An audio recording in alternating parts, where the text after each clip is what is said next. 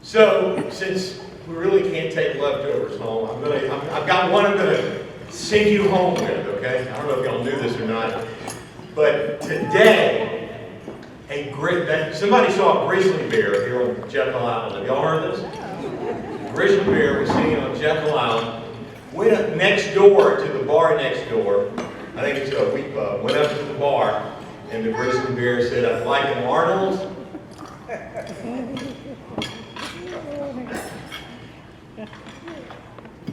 Palmer. Bartender looked at him and says, "Why the big pause?" And the grizzly bear said, "I was born with them." All right, I know. Some of you next year for Thanksgiving, you'll need to tell a joke and you're going to use that one. You say, "You told me that one, I'll pull that one out." All right, ladies and gentlemen, let's talk about our first inductee this year. John Lewis Cash was born a few years ago. He was a standout athlete at Risley High in football, basketball, and track. Graduated from Risley in 1954. He attended Allen University in South Carolina on a football scholarship. He lettered for 4 years and was a standout defensive lineman. He also lettered for 2 years in track and baseball and for 1 year in basketball. Talk about a multi-sport athlete. John Lewis Cash was that.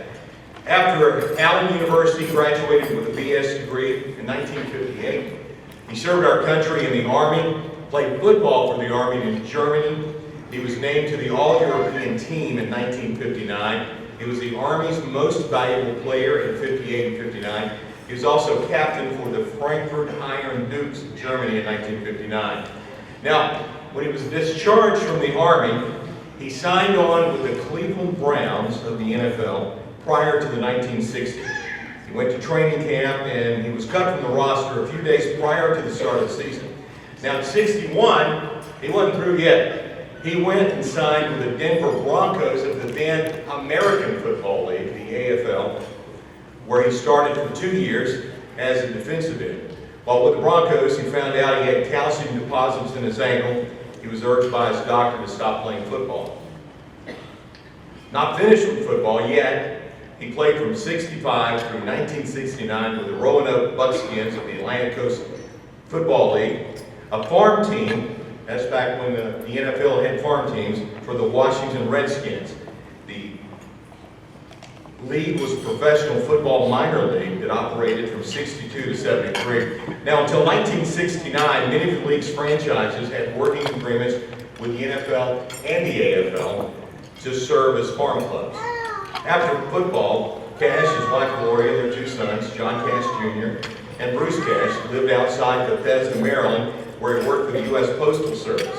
He stayed active in sports, coaching the community center basketball team there to 12 community center championships, along with coaching the boys and girls club football team in that same county. Please welcome our inductee, John Lewis Cash.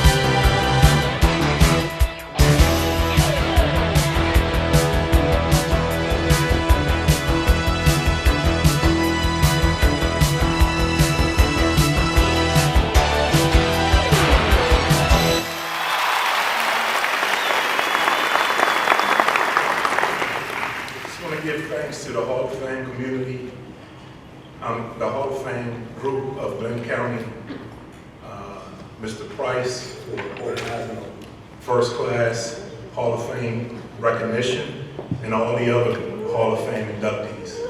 Again, my name is Bruce Cash. I'm my dad's younger son. I have an older brother. His name is John Cash Jr., and he resides in Charlotte, North Carolina. Table 7, I have my uncle Calvin, my wife Jocelyn Cash, my cousin Tracy, my uncle Calvin's wife Charlotte at table 7.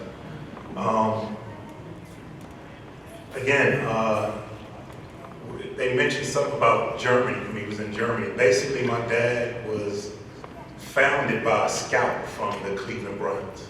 He was playing football in Germany. He was in his 2nd year in the Army.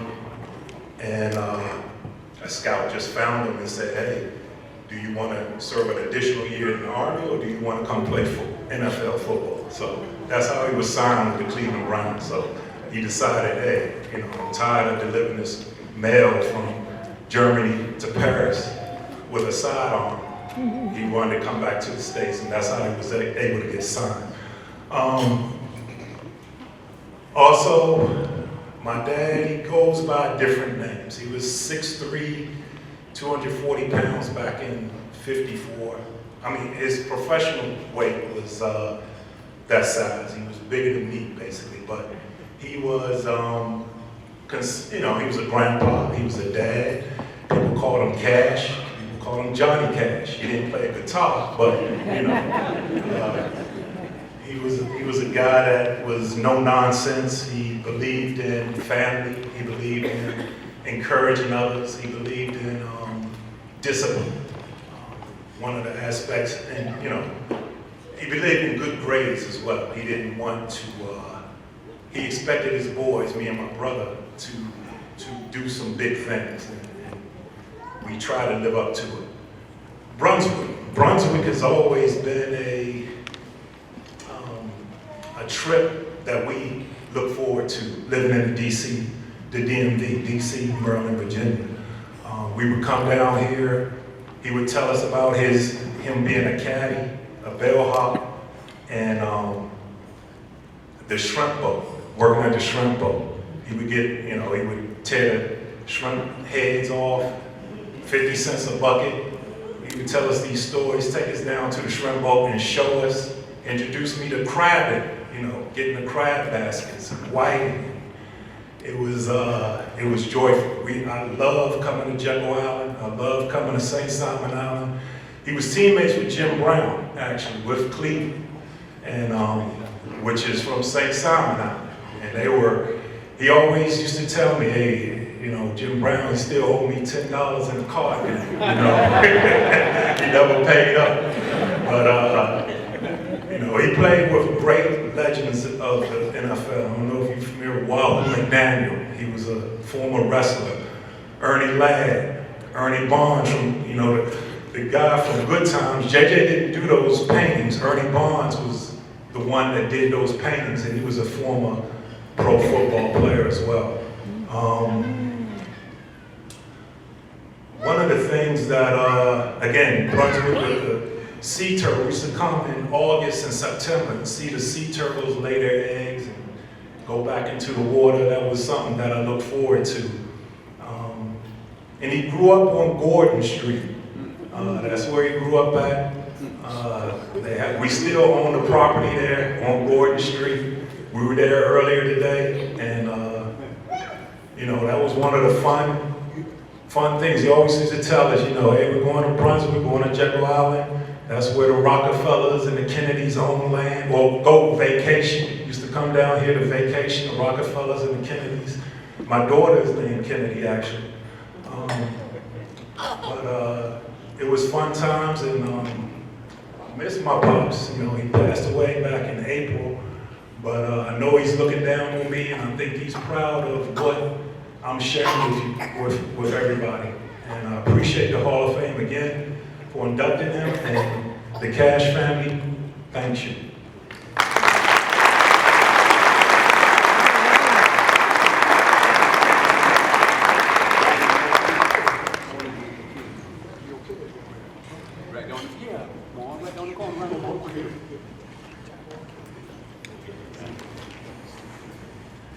So when you're looking for a running back, you want somebody that's got great speed, you want somebody with power, and you want somebody that's quick as lightning. Kenny Dawson had all of that. He played for Brunswick High for 2 seasons through the mid-70s. I'm not going to date myself, but I guess I will. I remember seeing him play when I was a child. He teamed with Gary Shavers to give the Pirates a really strong 1-2 backfield combo. It helped them make history. It was the first time that Brunswick High had beat Glenn Academy. They beat them like 40-19. A lot of Brunswick High people, go ahead and give it up.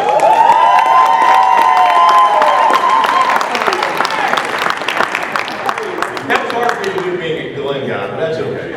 It was well worth it.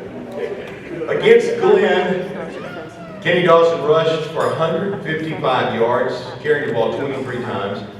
He went on to become the first Brunswick High running back to run for 1,000+ yards in a season, the first Glenn County runner to do so in 10 years.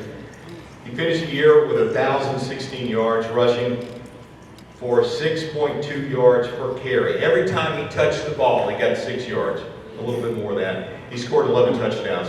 As a senior, Dawson rushed for 977 yards on 187 carries for 5.2 yards per carry average. He scored 8 touchdowns. In his 2 years at Brunswick High, Dawson rushed for 1,993 yards, and that was 5.7 yards per carry. That was his average, and he scored 19 touchdowns. He was an all-around good athlete. He also participated in basketball and in track in high school. In track, he competed in both the 100-yard sprint. He ran a 10.0 second 100 meter, and the high jump, where he had a best jump for 6.5 feet 8 inches. In basketball, Kenny started for 2 years, averaging 9 points and 7.7 rebounds per game as a junior. He put in 12.1 points per game and 6.8 rebounds every game as a senior. After high school, Kenny Dawson signed a football scholarship with the junior college in Oklahoma. Played there for a year. Frank Ellis, the head coach at Savannah State, convinced him to come back home, come to the coast, and play for the Tigers. He went on to become the 2-time all-conference player at Savannah State. He played from 78 to 80, rushed for 361 yards as a sophomore. Dawson came into his own as a junior, rushing for 900 yards on 211 attempts.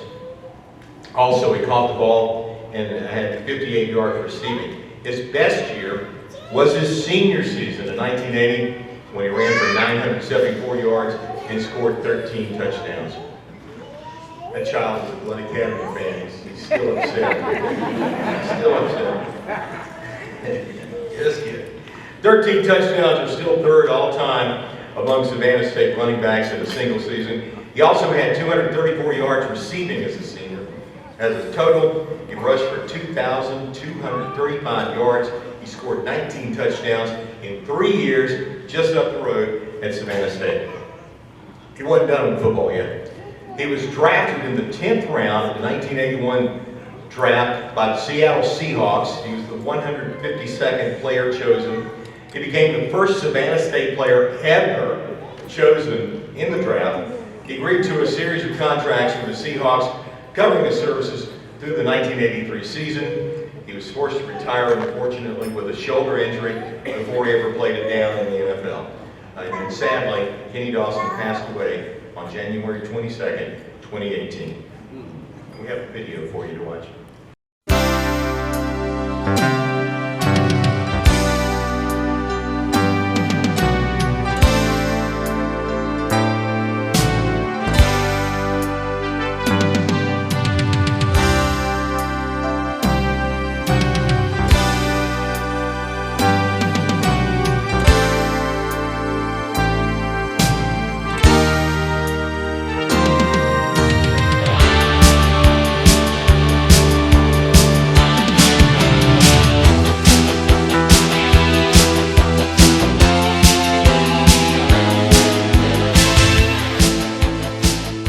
Back to the great Kenny Dawson, I would say electric comes to mind. He energized our offense. It was really lacking an identity till he got there.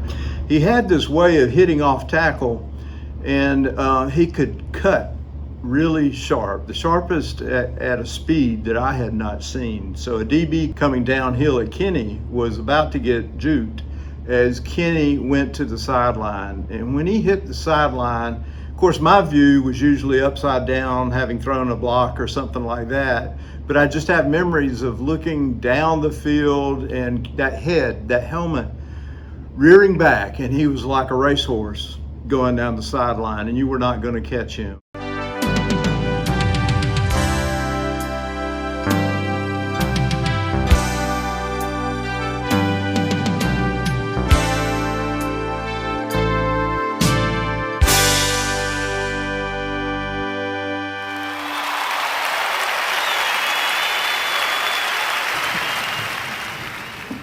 Good evening, everyone. Good evening. My name is Gerald Alpine Dolphin.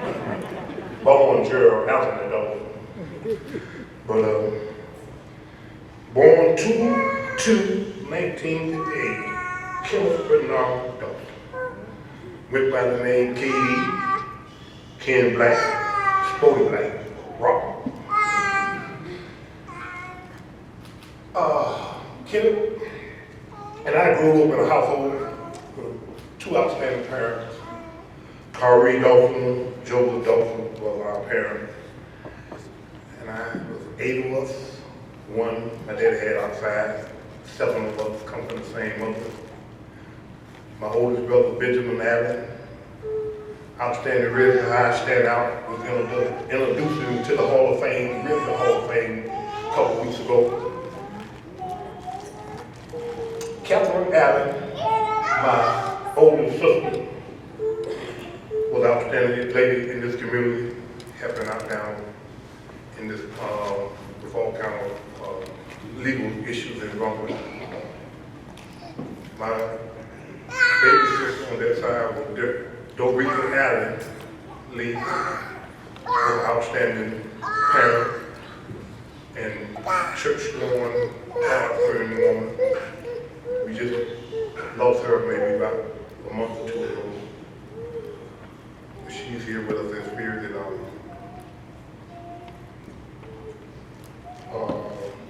Nelson Maurice Allen, my brother, another brother, the baby boy on that, out of that first group, was outstanding really high football player as well.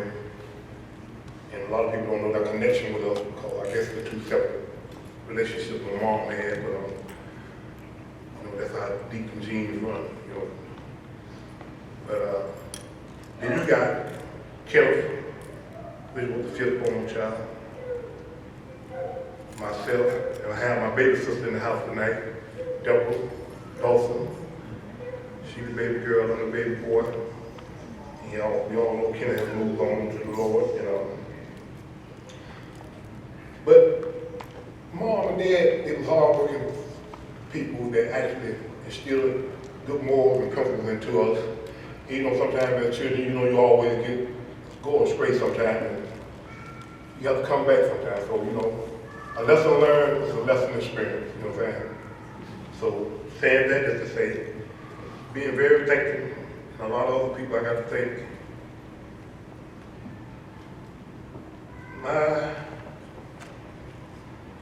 Being thankful, my first thought, think this is going to be to my Lord and Savior. For all this, without him, we wouldn't be possible. And growing up with Kenneth was a real job. Was a real job. I ain't never seen someone so, I mean, just so antisocial, but can socialize with you, but always gonna have different tasks for you to deal with. And you knowing all the time that you might not be able to finish the task, but he know he's gonna finish because he works hard. And he was a humble person, a gentle giant. And as I always said, he don't get ready, he stays ready. And going back down memory lane a little bit, when we first started playing ball at, was at the Selden Hall. And Gary Shipper was just talking about that. And home night, Joe Martin,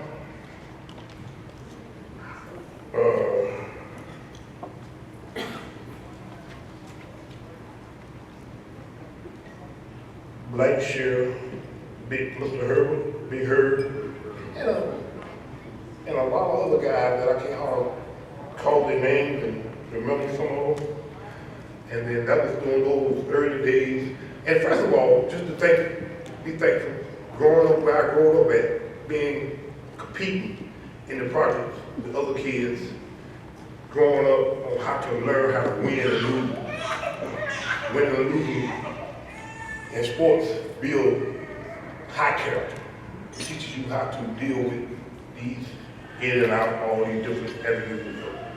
And the kids today need to know that that's what's going to actually lead you on to trying to perfect your life when you know how to deal with losses and wins. So, you know, you pretty much got to just balance that thing out. Because you can't always be mad like Gary said and want to jump on him and fight him. You got to get smart in it sometimes, you know. You just can't keep jumping on people. But you know, that's a project mentality. And Junior, no, when we left Selden Park, I remember me, Greg Slade, Kenneth Dawson rode a little 3-speed bicycle. They was telling us about Sonny Miller at Coffin Park. And we headed out that way when we was about 11 years old. I played on 11-year-old All-Star, Kenneth went on 12-year-old. And me and Greg Slade played together as well. So, but giving thanks to Sonny Miller, Mel Baxter, Danny Baxter, a lot of coaches was out there. Jerry Rice, I can't remember a lot of them, but you guys, y'all know who y'all are, y'all know who y'all were, so it's very, very much appreciated. Going back to junior high school, Coach Baker, Coach Earl Bagley, those guys there, they made sure when they seen athletes, they tried to make sure they give you the utmost respect and all their energy on trying to make you get to the next level.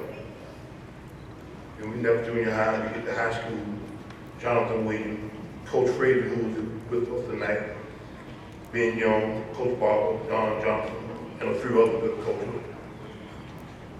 And like I said before, athletics build character. And being in the locker room all the time with a lot of people with different attitudes and things like that, it really grows you up to have you where you know how to deal with adversity. And like I said, know how to accept it. So being around a lot of sports all your life actually really make you out a real serious man at some point in life. When you really get it, you know. So I want to tell this little story about we left the Coffin Park and Kenneth. I know I used to run the ball too, but Kenneth was dominant, man. I'm talking about you. We never seen nothing like this. You know, you had running back before him that actually, you know, they were good. I mean, I ain't gonna take that from you guys, man, but like, you know, like the changing of the torch, Kenneth was that first real, I mean, you know, like, it was Sweat was just saying. When you got power, first of all, you got IQ, you got vision, you got power, you got speed. Ain't nothing you can do with that. Ain't nothing you can really do with that, but just give him the ball and get out the way. And I'm telling you, he loved it. He never boasts. He never bragged. He was a humble guy. You sit there, you watch him, he just be sitting there. And all he really know you do is give him a problem. He gonna catch him well. You gonna stop him here and there, but he gonna set you up. I never seen a guy so smart. And a Pacific play one time we was playing. And I remember a guy, the coach had been tight end, and I blocked down, and I bounced back out. The kid was running a sweep, a quick pitch. And this guy, I forget what team was playing, I was available, but Kenny hit this guy. Well, he got the ball, but he running. You know how backs off show you like they going out of bounds. And you get kind of relaxed after tackle, like you just run up there, but he turned back into you. And he initiated that contact. I heard a guy on the field actually told the referee, said, he cheating, ref, he cheating. He said, he's not playing football, you can't do that. You know, the referee said, man, that's football. He said, he was going out of bounds though, sir. He said, he didn't go out of bounds, he knocked the crap out of you. So that was one of the good moments that I couldn't believe I heard this guy saying that, but it was real, you know what I'm saying, special to me.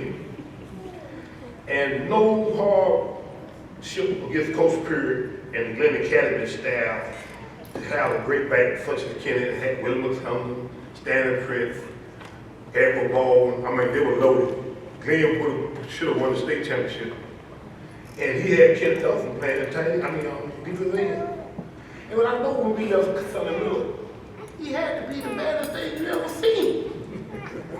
You know? And I don't fault nobody, but like I said, everybody judge different, but like I said, so they changed the zone and wrong it. It was a big hooray about it. Cause Kennedy, we didn't want to go out. The little captain because of that, they weren't gonna put us in the right position, so we ended up going the wrong high. And they had to change the zone, and the zone got changed. They took it, everybody called the L Street supposed to go to Glen, and we stayed called the L Street, but they made the zone go right around our house. And Coach Jonathan Williams said, I got that. And then Charlie Frazier come, and all that energy he had. And then Kenneth Dawson, and I mean, tick, clock, tick. You remember Coach? That first win? Tick, clock, tick. I mean, beating Glen Academy, it was a real great moment. We'll never have to beat them guys. Change the tire a little bit. And much as we love that red and white after Sunday middle, you know, they go put on that blue and gold. You know, we actually, you know, the interval went on how it did very well. Then we left there and we get Kenny to go to, Kenny went out to Oklahoma to a college, and it was so cold out there, whatever, and he didn't like it out there, so Coach Frank got in touch with him, and they talked, and Coach Ellis is here tonight, his college coach, you know. Coach more or less told Kenny, man, come on back home, let's play some ball, and this and that there. Coach took care of Kenny. Coach came to my house and talked to mom and dad, and told him what he gonna do, he's gonna push him in. He did. Kenny got drafted. Like you say, he had a mishap. Low that shoulder, I think, before he left for Ghana and wasn't able to actually play. And then we got back into the home after he had it. But he got stronger. I don't know where he is. He's a stronger guy, I know. Also, then he got drafted to the Seahawks and came on back. But Kenny Dawson was a special person. And I miss him and I love him. And we all miss him and love him.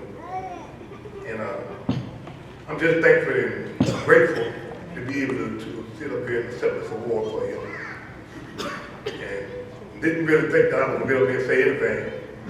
So I would just thank you and just move on, but it turned out different. And I'm glad that I was able to share this with you all. And I'm just thankful Kevin Price and your staff. It's a wonderful thing that you guys are doing here. It really is. I can remember the first time that I heard about it, you know, it just kind of blew my head. Then it got more and more talked about as y'all kept doing it. And I spoke with Michael Thomas about how to submit and get in. And Michael Thomas gave me all the information I needed. And I called Kevin and told him, and then I got all the portfolio and things together. And if it wasn't for Coach Ellis, his college coach, after Kenneth Memorial, after he passed, that he encouraged me, you know, it was something that I was kind of just going to let this slide by, not thinking about it as much, but he told me the last thing I should do is make sure I try to get Kenneth submitted and get into the Hall of Fame. So that's what I did. I did all the table work, and I appreciate you, Coach. I appreciate both of you coaches, and I appreciate Coach Lawrence, Julius, Martin Reed Redden, my nephew Tuss, Coach's wife. I got my niece Tangela, my sister Deborah, my friend J.J. Daniel, and everybody else who was in the house. I really thank you for y'all. And I'm going to leave y'all with this last note. Hard work, perseverance, and positive attitude.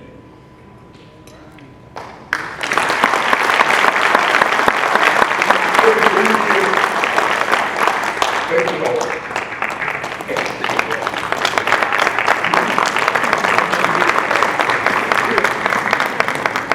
So I got to tell this on Alpine.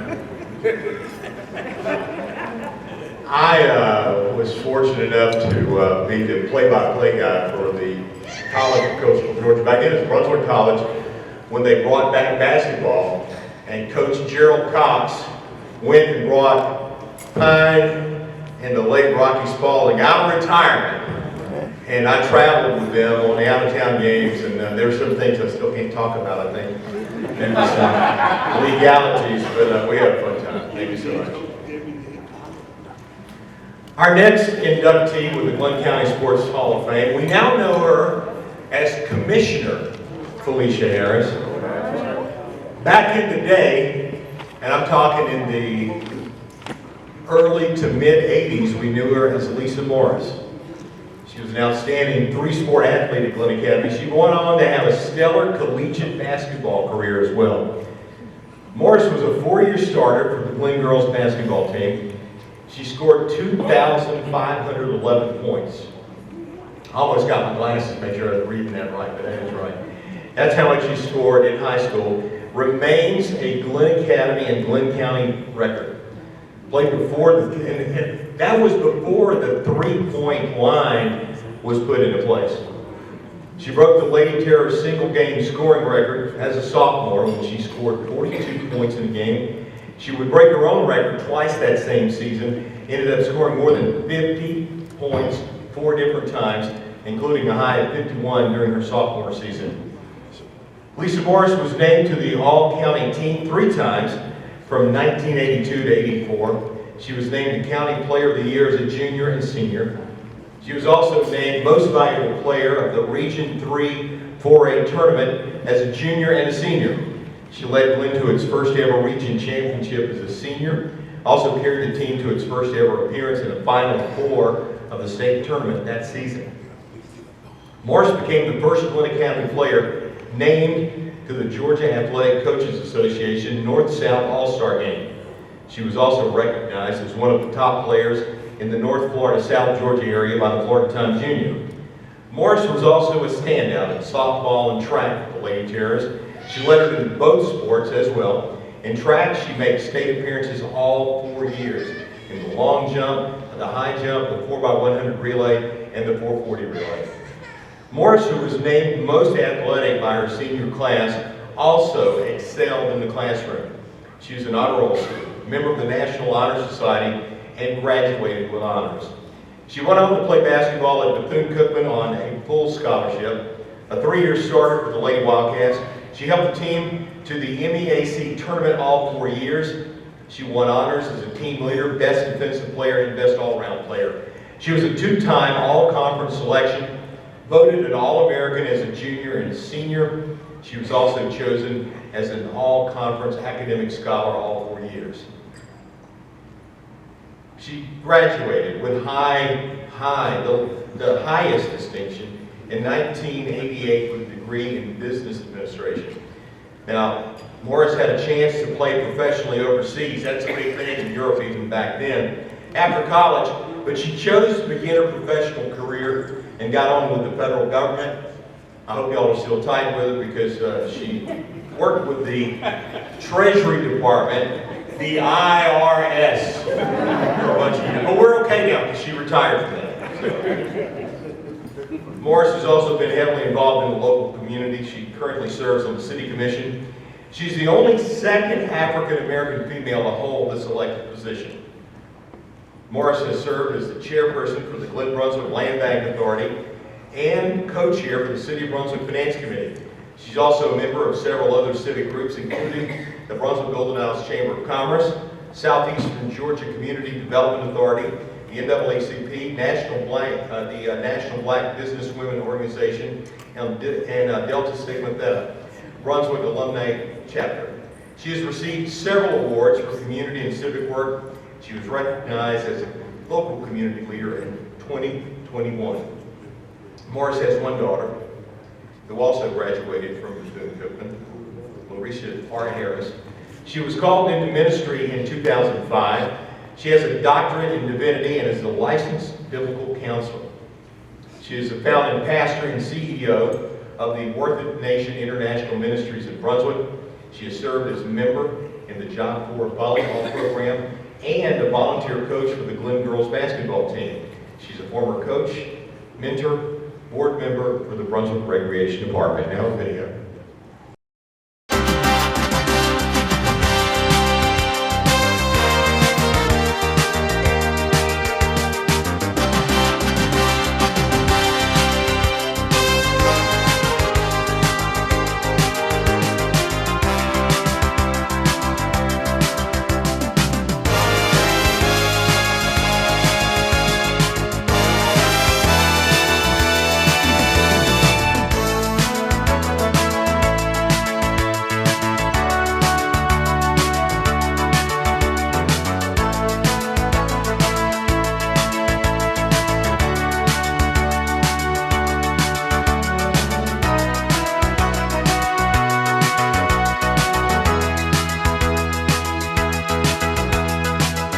Lisa was a good player because she loved to win.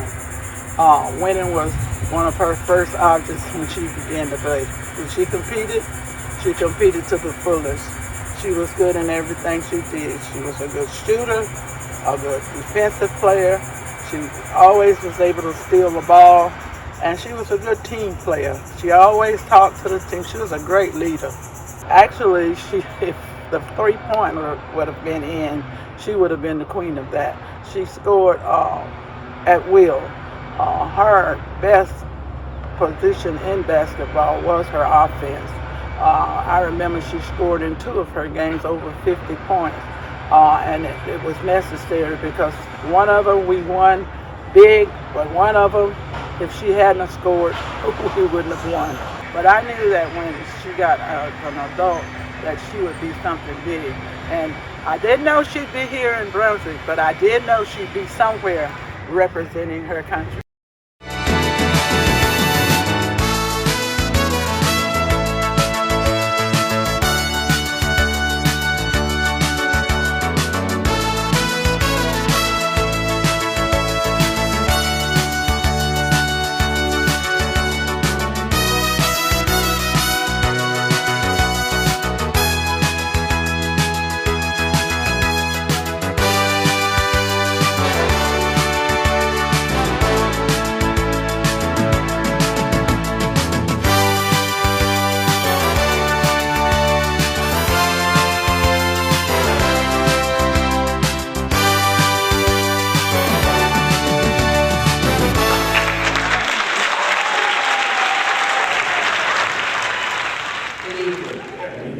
How's everybody this evening? Oh, I didn't hear from everybody, so we're going to have to try that again. It's the preacher coming out, so we're going to have to try that again. How's everybody this evening? All right, I want to hear from everyone in the room. That's the commissioner and the preacher that comes out to make sure that we have full participation in the entire room. And so I just want to start off by extending some gratitudes and some thank yous to God, first of all, who is the head of my life, and without him, I wouldn't be here tonight, and none of this would be possible. And then I want to move on to say thank you to my parents, my mother who is deceased, and my father, Malachi Morris Sr., who is still here with me, and without him, there would be no me. I want to move on to say thank you to the board of directors. I want to say thank you to Kevin, because he was a guiding force throughout this entire process, and he kept me abreast and up to date on how I should move and the things that should be said and should be done. And I want to tell the board members thank you to each of you in your respective places.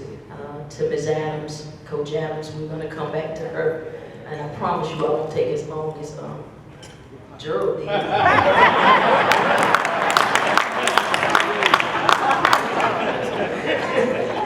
just want to throw that out there to make sure everybody's still awake. But greatness can't be told in just a few minutes, and so we appreciate, and I am appreciative of those who have gone on before me.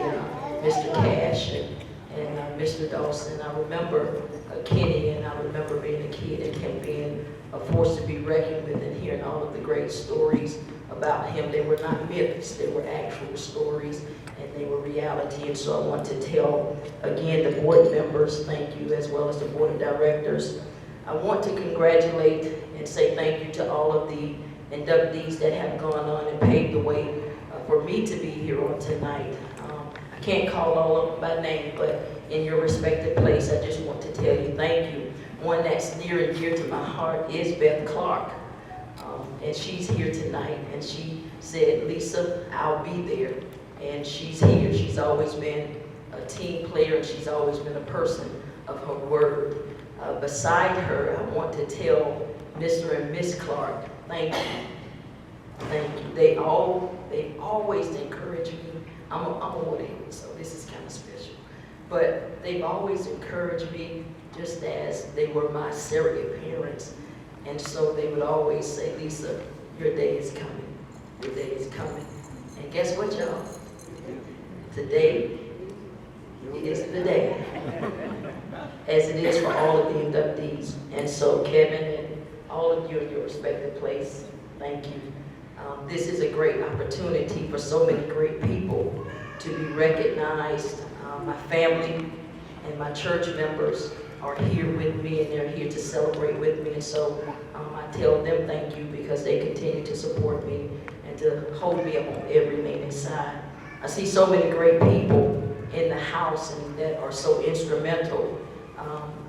One of my brothers in the vineyard, Pastor Craig Campbell, Reggie, Keith, all of you guys that have just always been there to support me and to just for me to be able to lean on and to be a bended ear to you. Craig, I see all of you out there, Craig and Greg and Craig. And so this is just special. I don't want to ramble, but this is really a special moment. And to bask in this moment is to just be appreciative of all that God has done and all that God continues to do in our lives.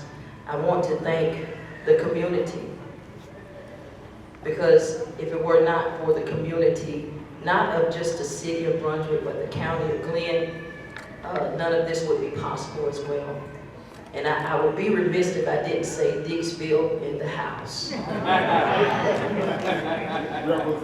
Can any good thing come from Nazareth? Can any good thing come from Dixville? I'm here to say, yes, it did. And there are many more that have gone on before me that can attest to that fact as well. What basketball means to me, what it has done for me, is put me in this place tonight. It's put me before you, not just in this venue, but it's put me before you in other venues. It's put me before the community. It's put me before the nations. It's put me before the world. It's put me here. And so I'm so grateful for that. Teresa Adams is such a special person. She was more than just a coach. She was a surrogate mother. And she would always tell, she told me, I played for her in recreation. And so from there, I met her and started the relationship with her. And coming out of city recreation, which many people don't understand how important city recreation, so I got to put a plug in for city recreation. Many people don't understand and they underestimate city recreation, but I am a product of Sonny Miller. I'm a product of Buck Crosby. I'm a product of city recreation. I am living proof that there is a necessity for city recreation. That's a commission coming out of me, so y'all let me get that on now. I'm trying to put that there. But there is a necessity for city recreation, and I am here to attest to that. Teresa Adams was the first women's basketball coach at City Rec. And when she came through and I played for her, I always had the dream that I wanted to move on and play high school basketball for her. Man, oh my God, I don't know if I really knew and understood then what I was getting myself into. But she was one of the best basketball players that basketball coaches that I've ever experienced. And I can remember when my sister and my brother played, my sister Sheila played, my brother Ricky played. And I remember going to practice with them as if I played for Glenn Academy myself. And all of them would say, little girl, get on out this gym, little girl, you don't belong in this gym. Go on home, there's something else for you to do. Go back, you're too little to be in here. But I was persistent and I was gonna come and I was gonna be there. And I remember the first practice that I had with her. And so I played with the boys at the park in Dixville. And so I learned from Poop Duke. I learned from Carlos and I learned from some of the best of them. And they taught me how to finger roll. And that was one of the smoothest moves that I thought I had. But when I walked in that gym, I met a lady again by the name of Teresa Adams, and she said, we don't need all that. And I wanted to shake and bake, and I wanted to take it behind my back and cross it through my legs and shake it a little bit and break your ankles up a little bit just to show you that I was in the house. But she reminded me yet again, we don't need all that. All we need from you is to make a simple layup and to make sure that you're scoring. And so she taught me that even in the razzmatazz that I had and all of the fanciness, that all I needed to be was basic. All I needed to be was fundamentally sound. And I took that throughout my career. And she would always tell me, you live by the jumper, you're gonna die by the jumper. I need you to drive. And don't get close to her in the huddle. Because when she talked, she had a little extra that came with her talking. Anybody play for Ms. Adams? You knew that not only were you going to get a pep talk, but you might get a shower. because she would get so excited, she'd be so it was just a little extra that came with her, but all of it came in love. And so I learned so much from her. I can't stand here all night and say it, but I just want to make sure that she understands how important she has been and is in my life. How important you all have been, all of you that have played a part in my life. How important the community has been in my life. How important this opportunity is in my life. And that it's going to enable me to share this opportunity, not just with you all tonight, but with those that are going to come up behind me, and to continue to encourage those that come up behind me that they too can be here if they continue to strive and reach for greater. So I just want to move on, and I'll be ending and wrapping up with this. What sports did for me? I'm not going to just say basketball, because I played basketball, which was the love of my life. I ran track, and I played softball. And I actually had the opportunity to go to college in softball before I had the opportunity to go to college in basketball. I was pretty good, if I must say so myself. But basketball has taught me, enabled me to be able to go on to college. It enabled me to be able to get an education that my parents would have afforded me, but they would have had a challenge in it. And so because of the gift that God gave me, I had the opportunity to go on and play basketball on a full scholarship, fully paid, no other expenses. My parents didn't have to pay for anything. Everything was paid for. And so I obtained my degree in business, and not only did I obtain a degree in business, but I encountered and experienced so much more in life. I went beyond just Brunswick. And I want to encourage any young person that's out there, use the gift that God gave you, because it's an opportunity to move beyond what you are familiar with and what you're comfortable in doing. And so I encourage you. So basketball taught me how to be a servant leader. I didn't know these things then, but it taught me how to be a servant leader, and it taught me how to be a mentor, and to be not just an example, but to be an ensample. And if you would tarry with me and let me just explain the two differences between an example and an ensample. An example does it from the outside looking in, but an ensample does it from the inside looking out. I could not do and expect my team to do what I was not willing and able to do myself. And so instead of just looking outside in, I fully engaged and I fully became a part of everything that was happening around me. And I always tell everybody, as a leader, as a servant leader, you're only as good as the people around you. You're only as great as the heights and depths that those people that are around you can reach. And because Beth went higher, because Vanessa Booker, who is now the recreation director, went higher, because of so many of my teammates that obtained greater, I know that I did what God assigned me to do. I am a pastor of Worth It Nation International Ministries, and that's the love of my life. My two grandchildren, my daughter who's here with me tonight, are the loves of my life. This opportunity that's been afforded to me, I'll never forget this night. And I just want to let each of you know how grateful I am to you, how great this community is, all of those that serve in servant positions. I see the athletic directors, I see the principals, I see Coach Frazier, who I hadn't seen in many years. And they wanted me to mention one last thing about something funny that Ms. Adams would always tell us, that kind of gave us a turbo charge. And she would always come in and she would always say, don't be an adversary. You're being an adversary. You're being an adversary. And many people didn't understand that. But what she was simply saying was, you playing for the other team. That's how terrible you're playing. You stink right now. You're not helping your team, and you're helping the other team. So don't be an adversary. And so we took that to heart because we never wanted to hurt our team. And then the next thing that used to just get up under our skin, and she knew it. That's why she would always repeat it when we would be in playoffs and tournaments and stuff. And she would always say, oh, y'all want to play in the matinee.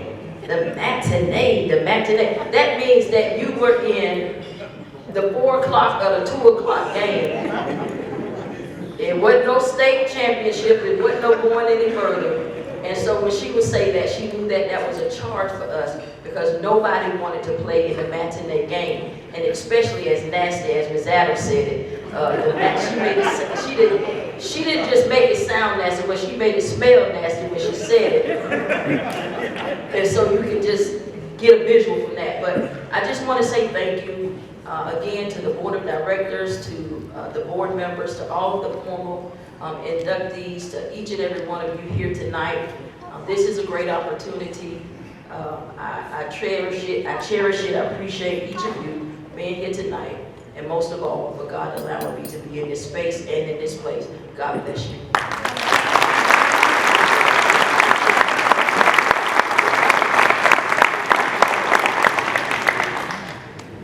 I want to take this opportunity to say something.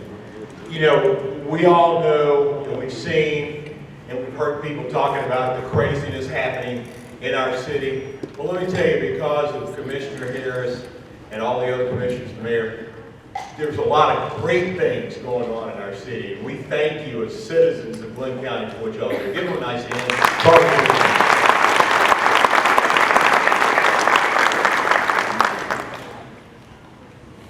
The late 90s, a special time at Brunswick High.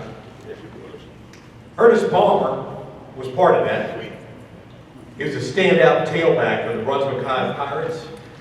Back in those days, he was a senior on the Brunswick High 1999 football team. It finished #2 in the state, falling to Lowndes 17-0 in the Class 4A state title game, while finishing with a school best record of 14-1 under head coach John Willis. Palmer finished his prep career as the Pirates' all-time leading rusher with 4,409 yards, and his career total was just 80 yards behind Glenn County's all-time rushing leader, Antoine Andrews, who played for Glenn Academy also in the late 1990s. In that special season of 1999, Palmer set school records for most yards rushing in a season, 2,180, most total offensive yards, 2,243, most touchdowns scored, 34, most touchdowns scored in the game, 6, and most points scored in the game, 36. He's believed to be the only running back in county history to run for more than 2,000 yards in a season. Ernest Palmer also became Brunswick's career touchdown leader with 58 to tie the county record held previously by Glenn Academy's Randy Fisher, and became Brunswick's career total points leader with 354. He was named to the All-State team following his senior season. He played in the North-South All-Star game. Palmer was an honorable mention All-State pick after his junior season when the Pirates reached the state quarterfinals. He also played basketball while attending Brunswick High. He signed to play football in Mississippi at Holmes Community College and played 2 years there. He has served as a volunteer head coach with the Frederica Academy football team while residing locally. Now we have a special video of Ernest Palmer.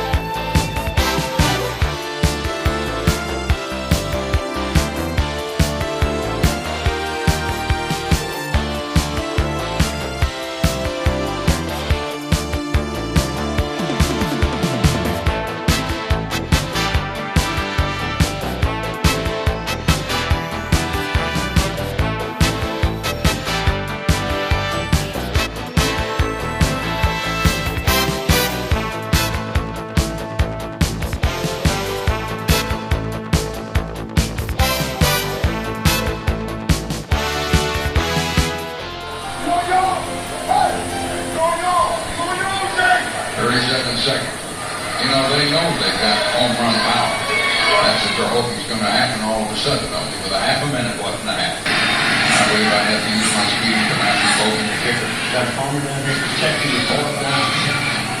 And the punt. Coming down the 39-yard line to Palmer. 45, 45, Palmer. They never touched it. They may have set up a return even though the kick was toward the sideline. They should have kicked to the other sideline. Talking about Chattahoochee. They kick it to him, and he's averaging 22 yards return. That's all he wanted. They were protecting long. It was a short punt, a low punt. Justin English for the extra point good. And suddenly we're 15-0 with 23 seconds left in the half. The drive ends as Ernest Palmer. Look at the moves. Cutting to the outside, diving for Baker, and he gets in for the touchdown.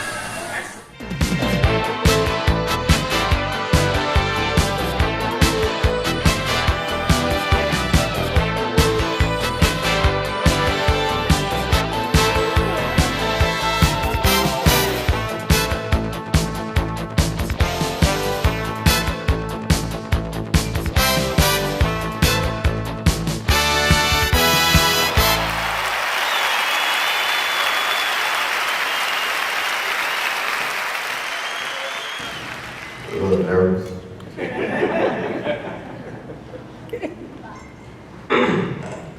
When they say Ernest Palmer, it ain't about me. It's about everybody in my life. I'm gonna start off with the coaches. Coach Will, I see you over there. Coach Will, I see you. But one thing about what y'all did for us was to be together and brotherhood. And that's why we won. Yeah, I'm up here doing my thing. I got my fullback over there, Roosevelt upstairs. We played together since Little League in the same backfield. I got Joe McClendon. You know, I got my family over here. I can remember when I told my little cousin, right, I said, he finna play for James Macon. I said, nah, be the water boy. I said, we going somewhere. And guess what he did?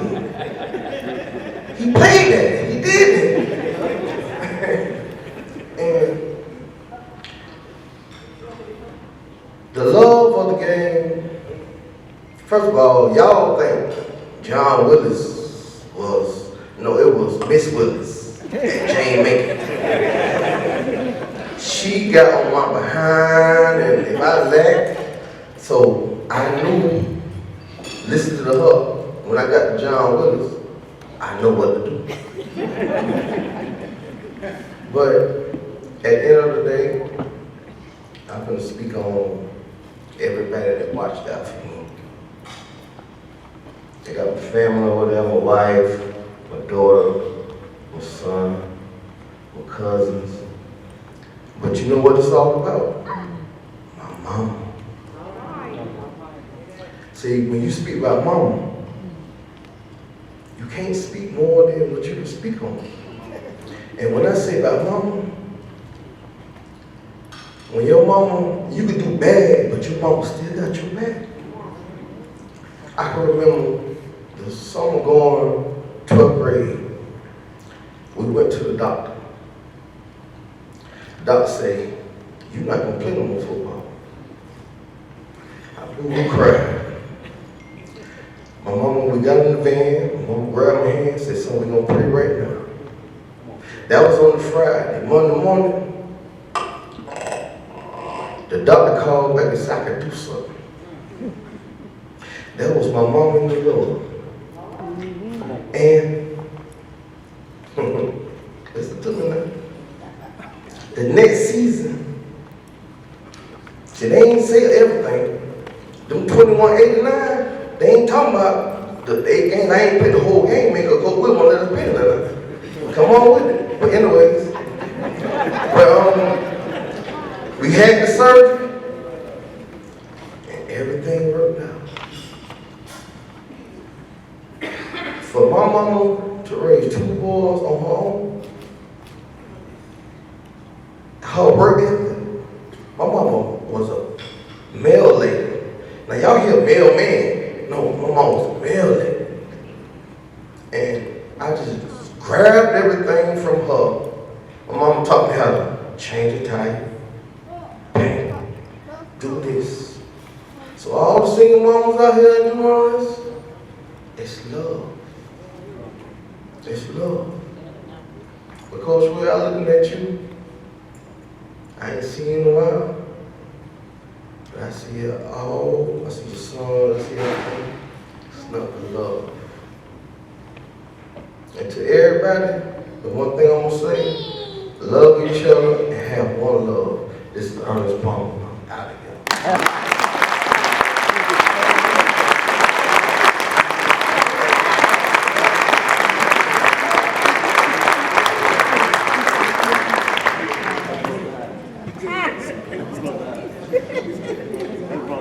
All right, next inductee. Tonight's first time I think I've met him. Known his family for a long time. We actually live right down the street from his dad, Jerry. I used to call that the Portuguese Greek side of town. Right around the corner from the Greek church, right around the corner. My brother actually plays bass guitar with Lou, his brother's band up in Atlanta. So our family become tied together over the years. Talking about Tash Vandora, star quarterback for the 1964 Glen Academy football team.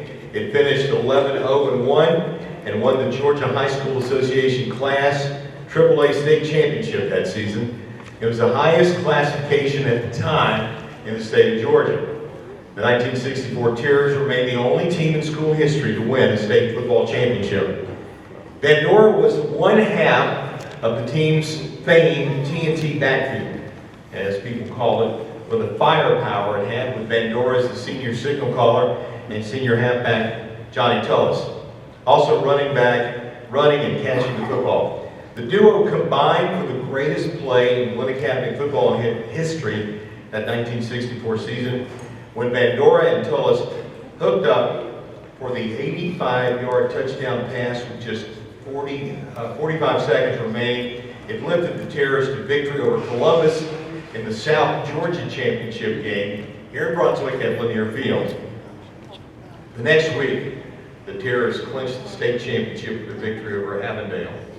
As a dual-threat quarterback, Vandora passed for over 2,000 yards and 16 touchdowns in his prep career. He also rushed for over 1,000 yards, including 60 yards rushing on 16 carries and 2 touchdowns against Avondale to help Glen win the state championship game 21-18. Vandora was named All-State by both the Atlanta Journal and the Associated Press his senior year. He passed for 831 yards and 8 touchdowns and rushed for 628 yards and 12 TDs. He was also named All-American by Coach and Athlete magazine. Vandora was selected along with teammates Nick Mavermath, Chicky George, Galen Mumford, and Tullis to play in the Georgia North-South All-Star game the following summer at Grant Field in Atlanta. He also lettered in baseball, basketball, and track and field while at Glen Academy. Vandora signed a football scholarship. He played for the legendary Bobby Dodd at Georgia Tech. He lettered his junior and senior years for the Yellow Jackets after being switched from quarterback to defensive back. From that position, he recorded 67 tackles and 2 interceptions in 1968, his junior year, finishing with a total of 76 tackles for his Georgia Tech career. He also played baseball at Georgia Tech. So after leaving Georgia Tech with his degree in industrial management, Vandora spent several years teaching and coaching football at the high school level.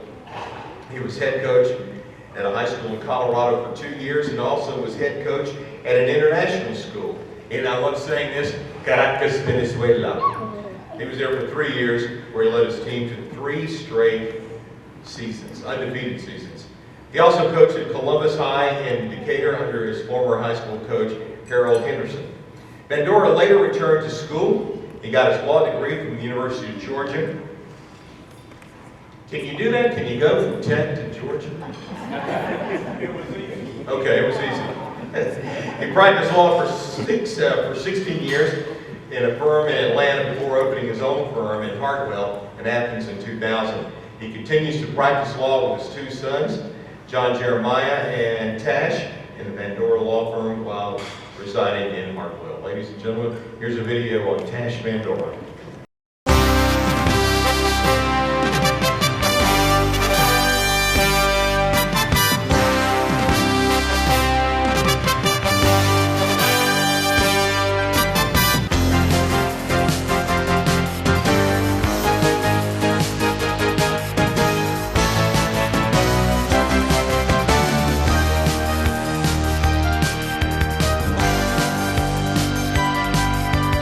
Here's Vandora back to pass.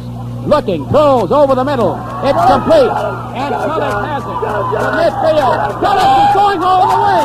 He's in the open. And Grant will score.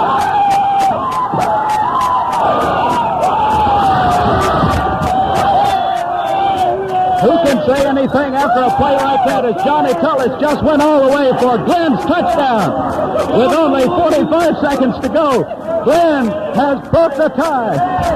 What a game this is. This place is bedlam. We have had our third long pass and run play of the night, and the second for Glenn, and the Red Terrors have taken the lead 13-7 as Vandora passes to Tullis. Back to pass, Vandora decides to run. Comes out to the 35, the 40, 45, midfield. He has the first down. To the Avondale 45, tripped up on the 43-yard line.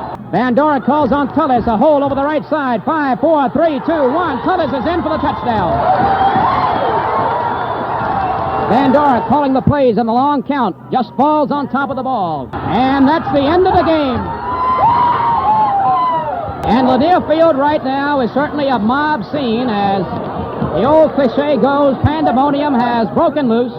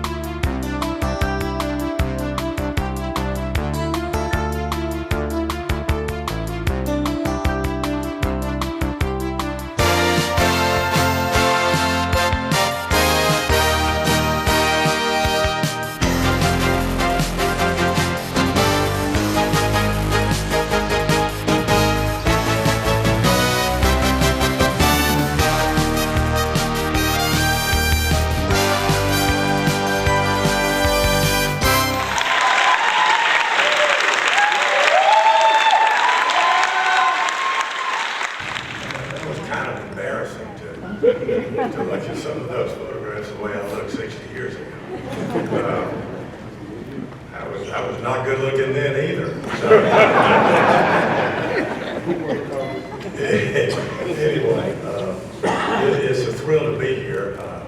I make my living talking in front of people. I didn't think I'd be nervous getting up here tonight, but I am a little bit, especially with all of these other great athletes that are out here, including my son who's here, who actually played against Ernest in the North-South All-Star game about 20 years ago. I won't say how it came out. They won't. He already told me. He already told you. That's the first thing he said to you. At my table tonight, I have my beautiful wife, and I can tell y'all I married up. I just waited. I outkicked my coverage, as they say. My son Jeremiah and his two beautiful daughters, and my daughter and her beautiful daughter and her husband are all here, and Herb Miller, Dren's brother, is here. So I appreciate their support. My younger son is not here tonight, and that's a sore spot with me. I'm just kidding. He's at a marriage, at a wedding with his wife up in Canada. I'll start off by, I want to thank you guys for whoever voted me in. I really appreciate it. I do. It's very I don't want to use the word humbling because people who know me know that that word does not fit. But I am humbled being up here with these great athletes, great coaches that are up here. I think it was Teresa I told about, I once held the school record for most points in a basketball game, 38, and then she said, well, wait till you see this young lady that's speaking tonight. She scored over 54 times. And I said, well, that certainly eclipsed me. But I'll tell you who I do want to thank. I heard you were talking about your mama. I'm going to talk about my mom and dad. My dad was a great athlete. He didn't play football, but he was tough because he boxed. He played basketball, baseball, and he ran track. But the real secret for me was my mom. And my dad would never say this publicly, but my mom was voted most athletic in high school. And this is back in the 30s. And she played basketball and tennis.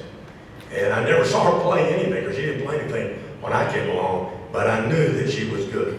And because of that, I had the genes in me to be able to have that God-given ability. The other people I'd like to thank are all the guys that I grew up with in my neighborhood. Somebody asked me here tonight where I lived in Brunswick when I was growing up. I said 411 2nd Avenue. Not 2nd Street, but in the south end. And we had, there must have been 30, 40 kids, guys that played ball every day in the only vacant lot in the neighborhood, which was right next door to my house. If I wasn't there, there was still a game. Football, baseball, and then my dad put up the only basketball goal in the south end. So we played every day. I didn't learn my skills. I mean, I love rec ball. I did, I played it all. But we learned all the skills there, and we learned how to get along. You know, you were talking about that. And you knew who cheated and you knew who didn't cheat. I mean, you did, you know? And they didn't play, they didn't last long. So, those are, you know, how many of y'all know what an OTA is? You read about it in the NFL. I think they're called off-season training activities. Well, we had off-season training activities. It was called basketball, or it was called baseball, or it was called football. We played. Kids today, I know I sound like the old man that I am, and I'm getting ready to yell at somebody to get off my lawn, but kids don't play today. They work at it. The only sport that I ever was participated in that wasn't play was football practice. Football games were fun. Football practice were not fun. Basketball practice was fun. Baseball practice was fun. But football practice was not. I hated football practice. My whole life, I did. But I love the games. And it's interesting to have the big play, right? In Glenn, it was. And I remember what I said to Johnny Tullis right before the play, when I called it in the huddle. It was a timeout. There's a minute and 2 seconds left. I said, Johnny, I said, you know the good news about all this? Because we had to score to win. He said, what? I said, well, if we lose, we don't have to practice next week. And then after the game, he said, damn, we didn't win that game when we got to practice next week. So, the other people I want to thank are all my teammates.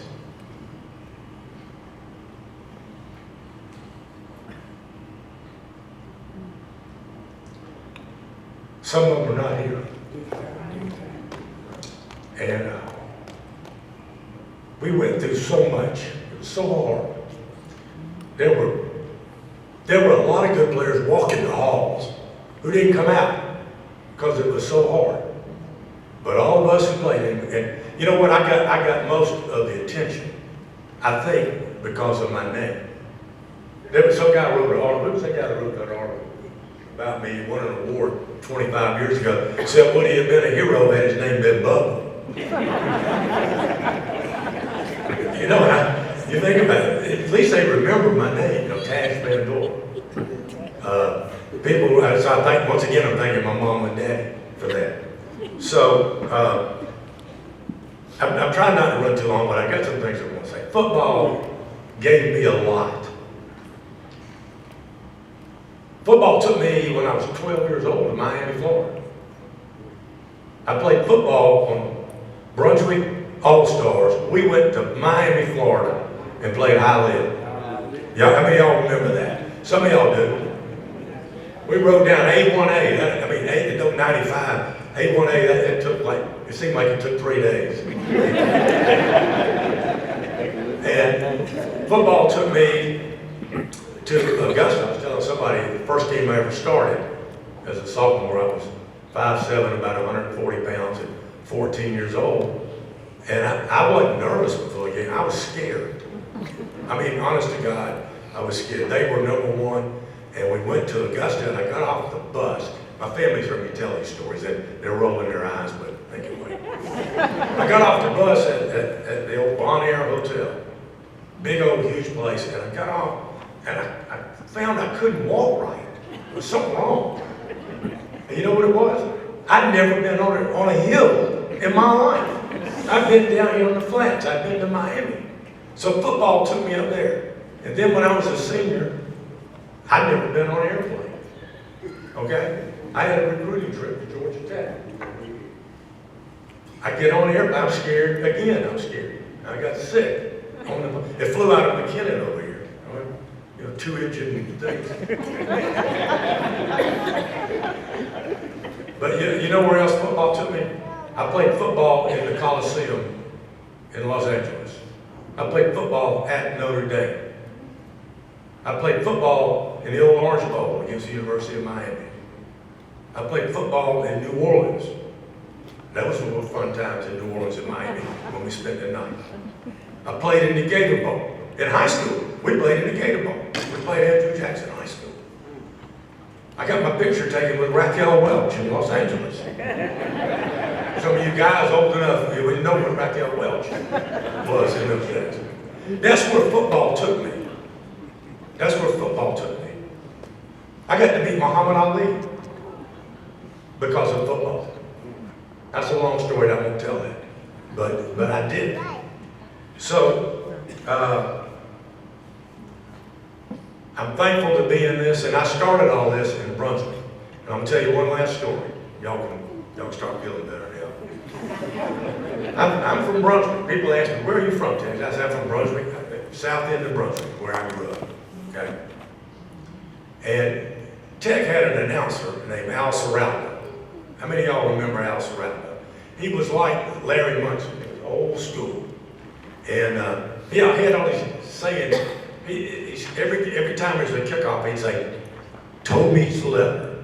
That's so corny, it's great. And then he'd say, every time there was an extra point or a field goal, the first words out of his mouth were, it's high enough. You ever seen one that wasn't high enough? But that was Al.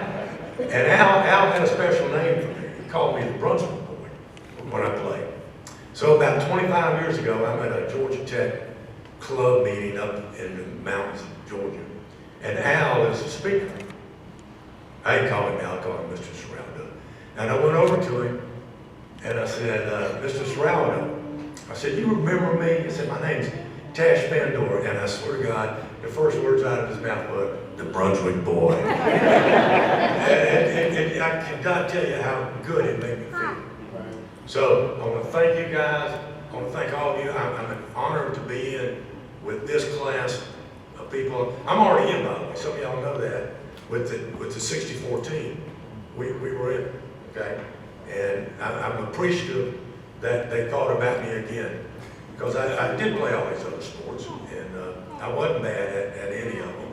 And I was very blessed. But I got a great family. I was raised by a great mom and daddy. And I went to school with a bunch of great teammates. And football took me all over this country. And thank y'all for listening to me.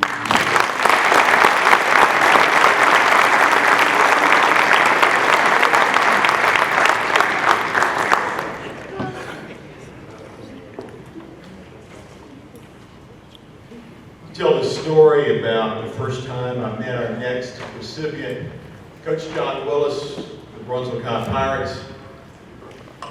You know, we men, we're not real touchy-feely most of the time. You know, we shake hands. Back then, we just shook hands, kind of kept the distance. He was the first guy around here that I remember that when you went to shake his hand, he had still has these monstrous hands, and it would just swallow up your hand and pull you in, and he would do what I call the John Willis man hug. It was always 2 taps, and he pulled you in tight. And that was the first time I'd ever seen that here in the Golden House. So I attribute the man hug to Coach John Willis. Longtime head football coach for the Brunswick High Pirates. He coached.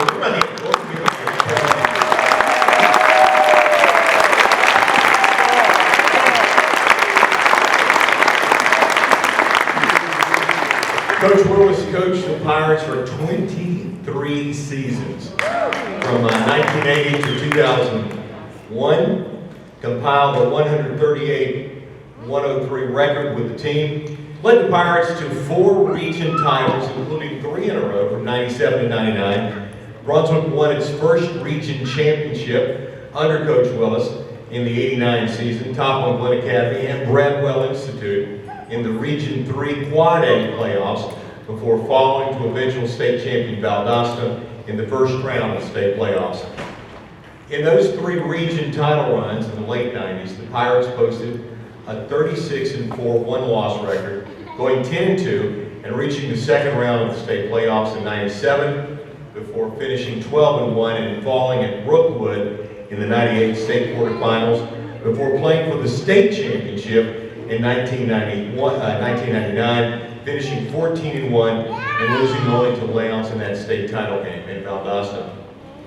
His 1999 team still ranks as the best in Brunswick High history. It started the season ranked 2nd in the state, the highest ever preseason ranking by a Brunswick High football team, and was ranked 10th in the country in the United States by USA Today going in the state championship game. That was the first time the Pirates had ever been ranked in the prestigious national poll. That state runner-up team featured several major college prospects, including senior quarterback Rashard Lee, who signed at Middle Tennessee State, went on to play in the NFL, and was a member also of the Glen County Sports Hall of Fame. Senior defensive back Bill Alford, who went on to play at Vanderbilt. Senior linebacker Darrell Slay, who played at South Carolina. Senior tailback Ernest Palmer, who we talked about earlier, who played at Holmes, Mississippi College, remains Brunswick's all-time leading rusher, and he joins Coach Willis as a Hall of Fame inductee this year. Coach Willis was named the Region 3 Quad A Coach of the Year after the 1999 campaign. He was also the Coach of the Year, named that by the Atlanta Touchdown Club. In all, Willis had 13 winning seasons with the Pirates. He coached 16 All-State players, including Glen County Sports Hall of Fame inductee Ray Glacier Lloyd, who was the first All-State selection as a standout offensive lineman in Coach Willis's 2nd season with the Brunswick High program. Best known for his motivational speeches and being a father figure to many of his players, Willis was forced to retire prematurely with the Pirates following a near-death bout with meningitis that put him in the hospital prior to the final game of the 2001 season. He ended up getting some white shrimp boots and coached for 1 season in McIntosh County Academy, and the Buccaneers finished 5-5 that season. Now, you may not know this, but he was also one of 3 finalists for the head coaching position at Fort Valley State prior to taking the McIntosh job. Willis played football at Fort Valley, where he was a 3-time team MVP.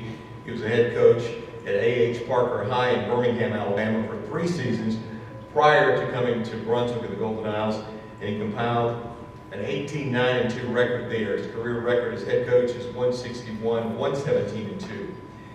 Coach John Willis was also a physical education teacher at Brunswick High.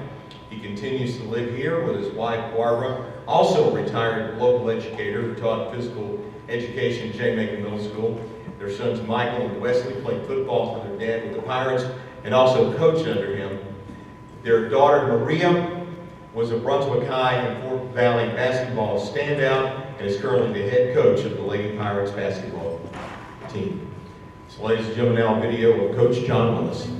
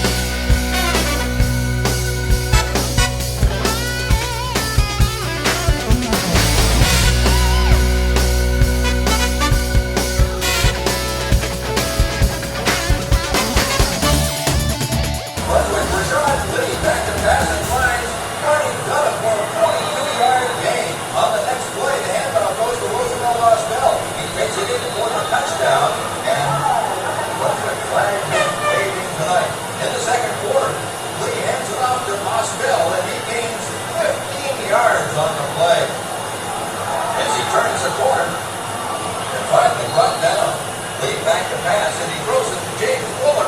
He makes a nice grab and picks it up for 10 yards. Next, the handoff goes to Ernest Palmer, and he takes it 15 yards for the touchdown. And this would be the close, folks. Brunswick wins it by a 62-0 score. Ernest Palmer with over 1,000 yards.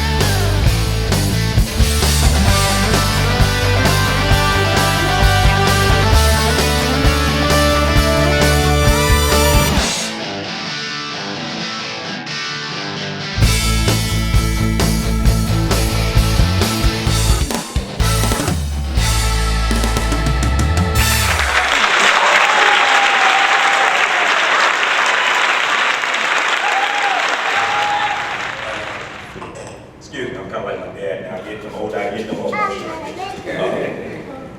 But first, I just want to say, God is everything. Without Him, a lot of this would be impossible. Watching Him go through everything He's going through at this point, from when He retired to where He is now. Anybody in the family know how hard that is. And for Him to be here, to be able to see that, to get all the love that He's getting right now.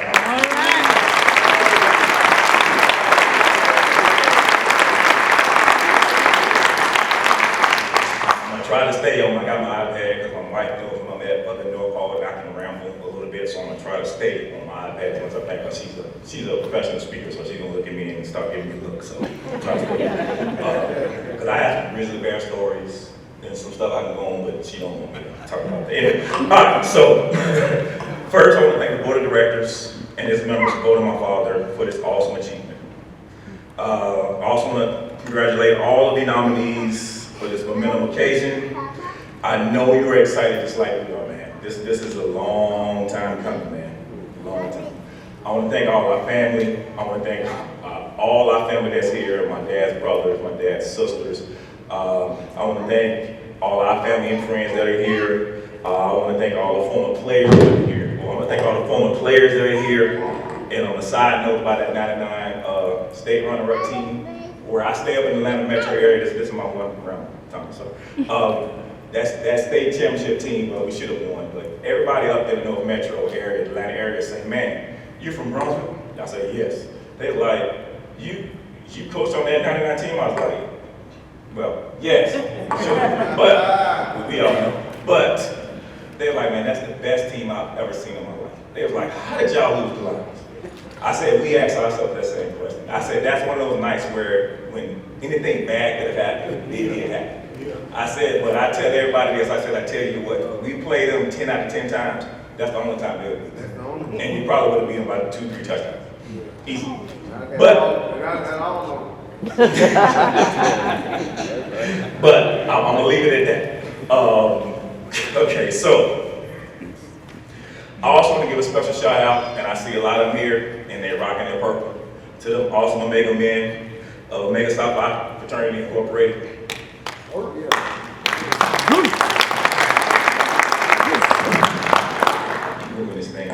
I appreciate you guys and I appreciate them certainly for the things that they gave to my father, those principles that he instilled into me and Mike, the things we've used to go as I talk with my daughters, things about I talk with the kids I teach, and when I ask my girls' basketball team. So I appreciate you guys being here. The love that you are here representing for them, like I say, we want to thank you again for the city of Brunswick and for all the memories. This city is so special to us, man. I can't even tell you how much the city means to us. I say they will always have a heart. Brunswick will always have a place in the Willis family's heart, no matter what. And it's passed down from generation to generation. Again, I'm happy to be here to see my dad receive this award. You know, most people, sometimes they look at me and they be like, Wesley, I thought he only had Mike and Maria. You know, I'm the introvert, so a lot of people don't know, but then I end up leaving around 2002, and then it's hard when we teaching and coaching, it's hard to sometimes come back to Brunswick, so I try to get in when I can, slide in, see the family, and then I try to get back out and go and stuff like that. So so those who don't know me, I'm Wesley, I'm the middle child, you know, as Dad say, that's baby boy, so I'm here, okay? It's been a long time coming, man. Like I say, my father loved serving this community and Brunswick High. And said he would not be able to do this if it wasn't for the individuals and the people that poured love and city throughout his life. So we appreciate that. Every place he's ever lived or worked, he has always been that way, from as early as a child to where he is now. He's always had love for his family and for the people in the community. He has always had a service heart, even going back to his days as an athlete, to his coaching days, to him now being retired and what he still try to do for the city. One special person we will all like to thank, and we all have had our run-ins with this person, and that is his wife, our mother, Mrs. Barbara Willis.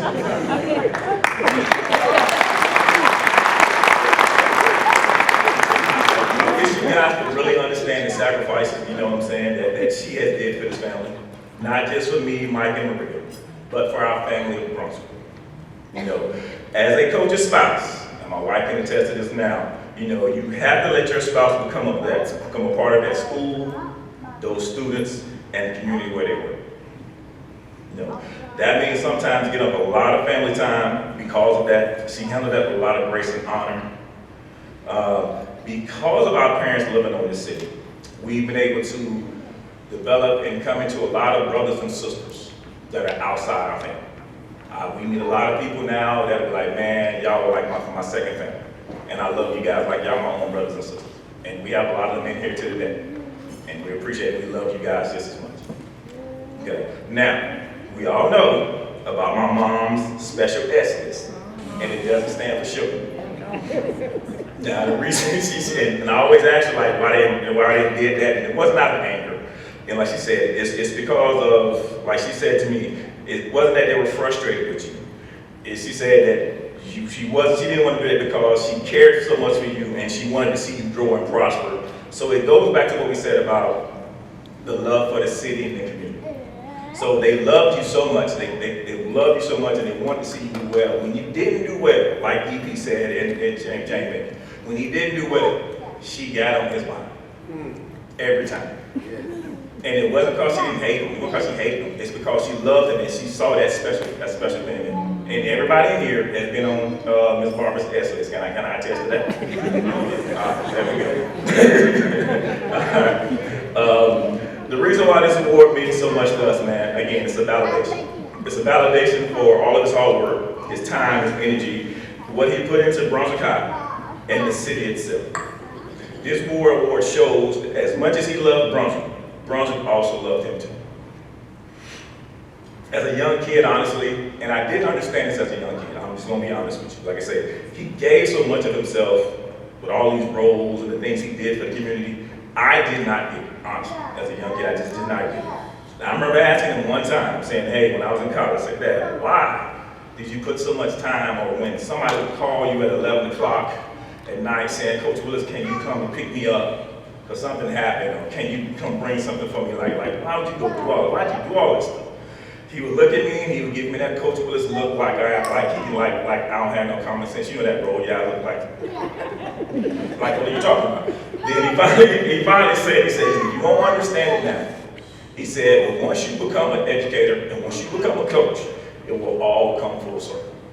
I can tell you right now, Maria can tell you, Mike can tell you right now, I understand why he put so much and why he did everything he did for that community. The same things he's doing right now is some of the same things Maria and Mike do right here in Brunswick. Same things I do up there at North Paulding High School.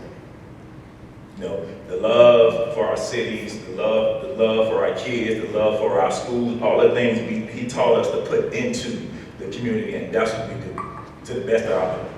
You know, some people may not like it. Some people call it tough love. Some people love it. Like today, for those who don't know, today is my birthday.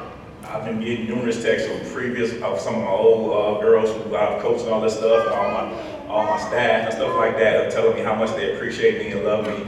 All the things he taught me to put into my community, I understand what he's talking about. Okay. Again, my thing is, like he said before, it always goes beyond wins and losses.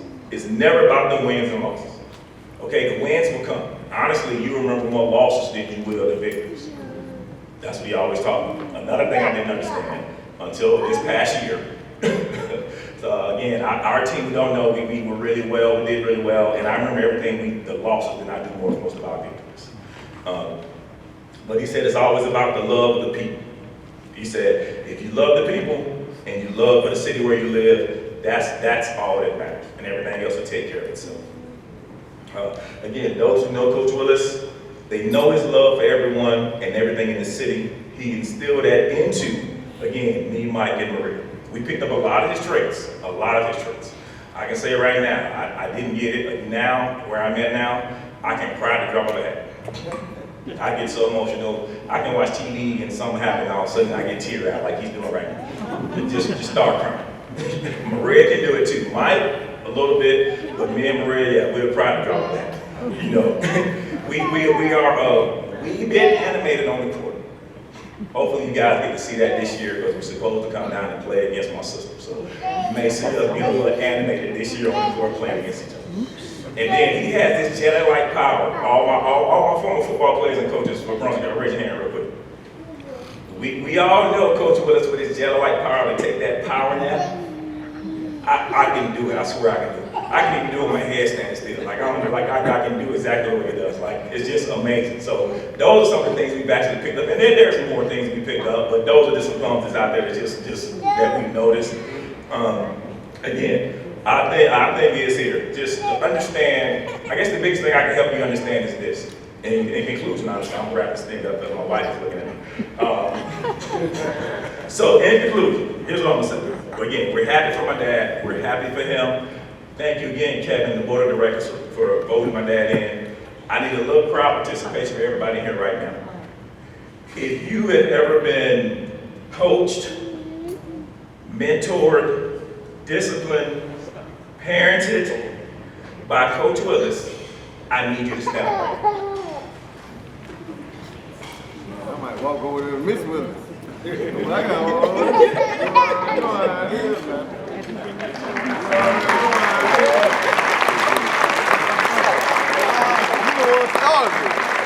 He want me, you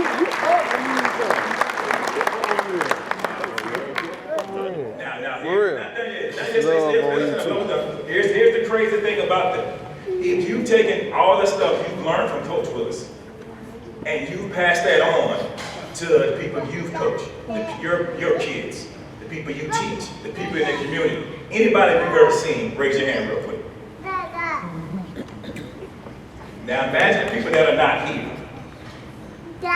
How that is spread, just because of that man and everything he's done. How that is spread.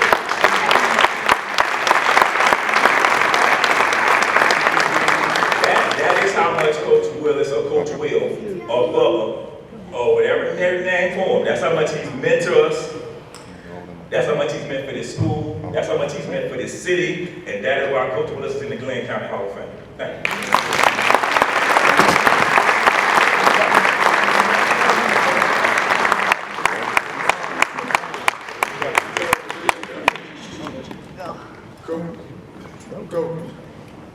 He got on a red tie. He got on the red tie, he said. I think he got on the red tie. I think he got on the red tie.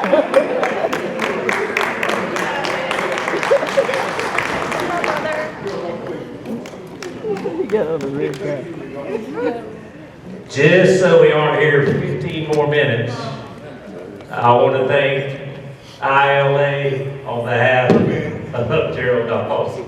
He was getting the guy cut it off from Ward Lawrence. Thank you. Time, Gerald. All right, Javaria Fraze from Ernest Palmer. We're about to get out of here. But everybody please stand. You're not going to offend me. I know it's been a long night.